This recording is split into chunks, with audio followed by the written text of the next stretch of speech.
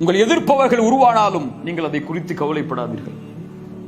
எல்லாருமே நம்மளை ஏற்றுக்கொள்ளணும், எல்லாருமே நம்மளை விரும்பணும் அப்படின்னு நினைக்க முடியாது. இந்த உலகத்தில் எம்மை எதிர்ப்பவர்களும் எம்மை வெறுப்பவர்களும் விமர்சனம் செய்பவர்களும் இந்த உலகத்தில் இருந்து கொண்டே இருப்பார்கள் நாம் மரணிக்கும் வரை.